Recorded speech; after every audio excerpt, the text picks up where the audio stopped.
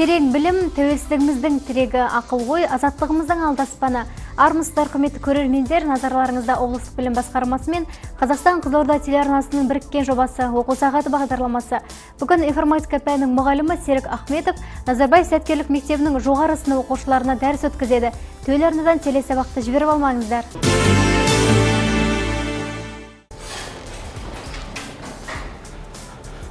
Саламатсыздар ма оқушылар, отыра беріңіздер. Ахметов Серік Мөңкебайұлы, информатика пәнінің бірінші санатты мұғалімі, Роболенд 2016 байқауының 3-ші орын иегері. Құрметті оқушылар, қазір бүгінгі сабағымыз, яғни өткенде бастаған сабағымыз жалғасы Республикалық БРО 16-2016 жарысына дайындық. Яғни бұл жарысқа біздің Lego Mindstorm конструкторлар қатыса алады. Сіздер өз конструкторларыңызды құрып, яғни сіздердің роботтарыңыз белгілі тапсырма орындайды. Сондықтан сіздерге алдын ала мен сіздерге бөліп қойған тұғым, әрқайсыңызды жеке-жеке категорияға бөліп. Ол қандай форматта өтеді? Яғни сіздерге алдын ала белгілі бір тапсырма беріледі. Сол тапсырманы сіздер толығымен орындап шығуларыңыз қажет. Яғни 3 түрі бар. Негізгі ВРО жарысының категориясы негізгі творчестволық және футбол жарысы. Еркебұлан, сен творчестволық категорияға қатысасың, сенің роботының қызметі қандай? Бұл роботтың аты мусоробот деп аталады.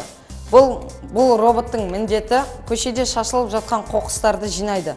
Ол шашылып жатқан қоқыстарды мұнарадағы багаж дейді ғой, соған қоқыстарды жинап отырады.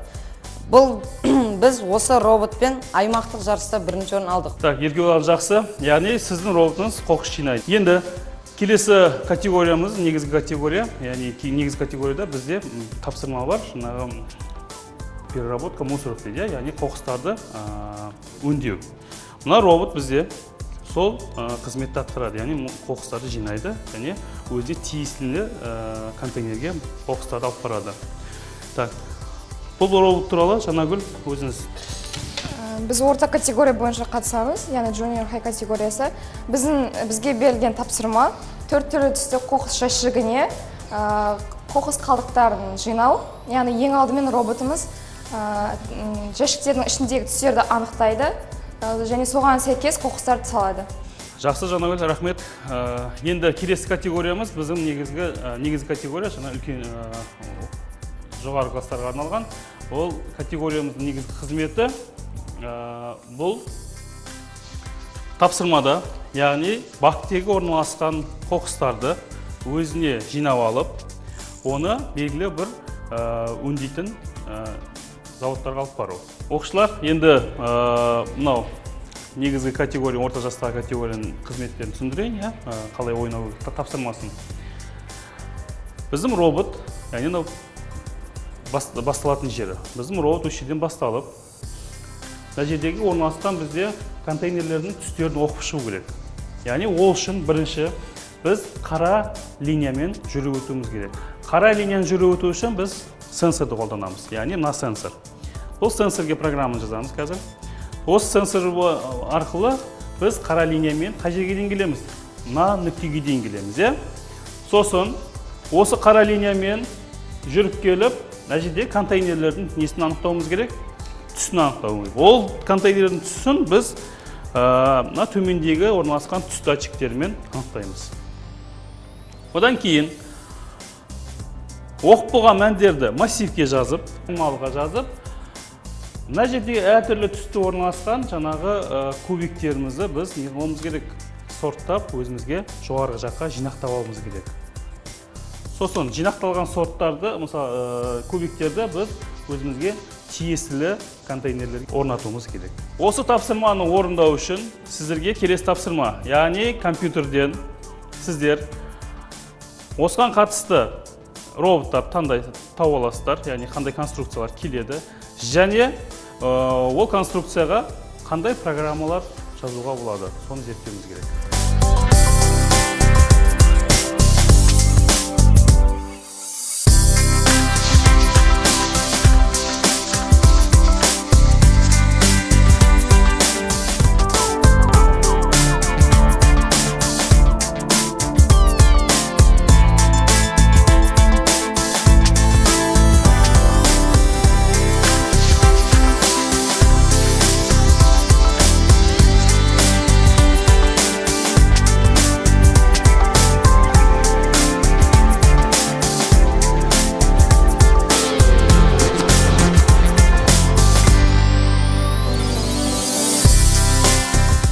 Енді оқушылар бірінші топтың орындаған роботтарын стол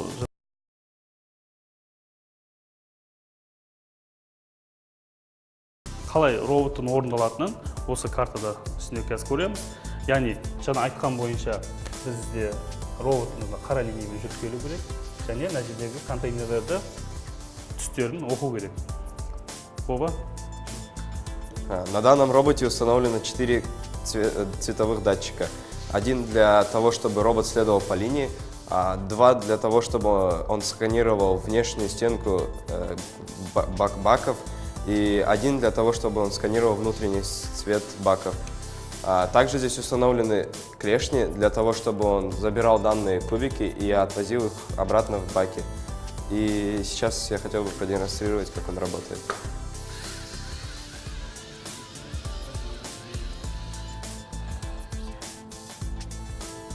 Здесь мы можем наблюдать, как он сканирует стенки и внешний цвет. Дальше он также едет по черной линии и продолжает сканировать остальные цвета баков.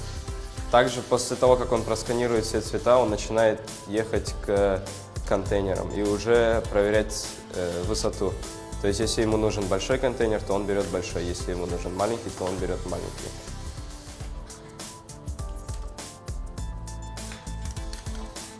Жақсы, енді Боба жақсы жұмыс жасадың.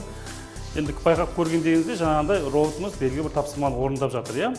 Енді қазір Нұрасыл бізге әр тапсырманы орындаған үшін қанша балл берілетін туралы айтып береді. Ендігі осы әр категорияның өзінің балл жүйесі бар. Яғни, мысалға роботымыз қазіргі таңда осы контейнер мен соның астындағы жердің түсін тексереді, және де қазір роботымыз тексеріп жатыр, және де бұған әзірше балл қойылмайды.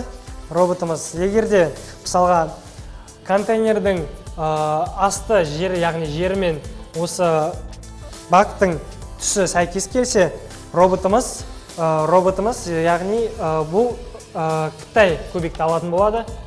Бұны қазір көре аламыз. Мысалға бірінші контейнеріміздің түсі көк болса, ал жерінің түсі қызыл болып табылады. Яғни бұл шетте роботымыз үлкен кубикті алу керек болады. Әр дұрыс алған кубик үшін роботымызға яғни 5 балл беріледі. Роботымыз дұрыс емес кубикті алса, яғни ол біздің жағдайымызда кішкентай кубикті алса, оған балдар алынады. Яғни минус 5 балл болады. Және де роботымыздың келесі мақсаты алынған кубикті дұрыс контейнерге апарып, оны тастау. Контейнерге дұрыстап тастау. Осы құрылғы арқылы бұл роботымыз кубикті тастайды, және де әр дұрыс тасталған кубик үшін 20 балл беріледі, барлығы 100 балл болып табылады. Аяқталмаған жұмысты келесі сабақта аяқтаймыз, яғни оның жаңағы кубиктерді әр контейнерге сәйкесінше лақтыру, сол программасын жазып болғаннан жазамыз. Енді осымен сабақ аяқталды. Келесі сабақта осы жұмысты жалғастырамыз. Сіздерге көп рахмет. Қош сау болыңыздар. Бүгін информатика пәнінде 2016 жылға бүкіл әлемдік робот олимпиадасына дайындық жұмыстарын көрсетті. Келесі оқу сағатында ағылшын тілі пәнінің мұғалімі Айгүл Әлібекова нөмір 2 мұрагер мектебінің 6 сынып оқушыларына дәріс өткізеді. Қалам дәптерлеріңізді дайындап қойыңыздар. Телесабақ таным көкжиектеріңізді кеңейтуге сеп болсын.